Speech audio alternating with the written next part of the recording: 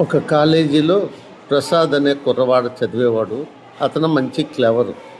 Degree కాలేజీలో అన్ని సబ్జెక్టులు అతనికి బాగా 100కి 100 మార్కులు వచ్చేది. మ్యాథ్స్లో మాత్రం తగ్గేది. మ్యాథ్స్ అంటే అతనికి కొంచెం కష్టంగా ఉండేది. సరే, ఇలా జరుగుతూ ఉండగా యాన్యువల్ ఎగ్జామ్స్ వచ్చింది. ఆ ఎగ్జామ్స్కు అన్ని ఎగ్జామ్లు బాగానే రాస్తున్నారు. మ్యాథ్స్ ఎగ్జామ్ రేపనంగా ఈరోజు గుడికి వెళ్ళి, స్వామి మ్యాథ్స్ ఎగ్జామ్ నేను బాగా రాసిన అంటే నీకు పులిహోర, దద్దోజనం, చక్కెర పొంగులు అన్నీ చేసి పెడతానన్నాడు. సరే, మరుసటి రోజు ఎగ్జామ్కి వెళ్ళినాడు. ఆ ఎగ్జామ్లో 12 క్వశ్చన్లు ఇచ్చినారు. వీళ్ళు 10 రాయాలి. అయినా బ్రహ్మాండంగా 12 క్వశ్చన్లు బాగా వచ్చు అతనికి. అన్నీ రాసేసినారు. 1.5 అవర్లో రాసేసినారు. 3 అవర్స్లో రాయాల్సింది 1.5 గంటలో రాసేసినాడు.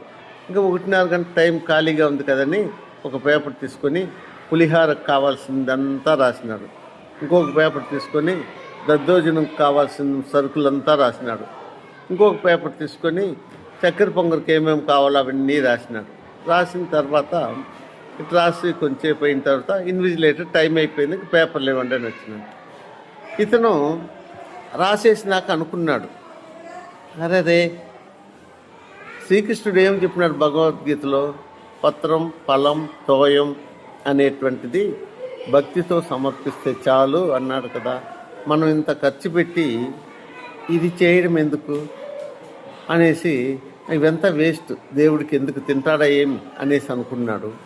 చివరికి ఇన్విజిలేటర్ వచ్చి పేపర్లు అడిగినాడు. ఈ పులిహోర ఇది రాసినాడు కదా 3 పేపర్లు, దాన్ని ప్రింట్ చేసి ఇచ్చేసాడు. రాసిన పేపర్లు, ఎగ్జామ్ రాసిన పేపర్లు ఇంటికి తీసుకెళ్ళాడు.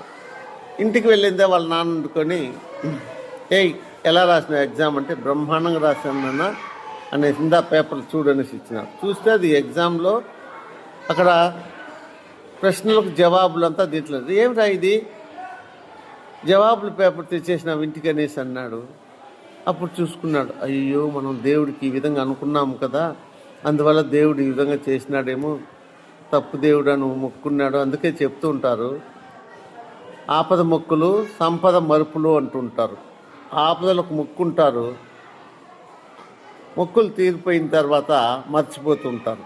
అలా కాకుండా మొక్కులు వెంటనే చెల్లించేటట్టుగా, మన ఆపదలు తీరిన తర్వాత వెంటనే చెల్లించేటట్లుగా చేయాలి.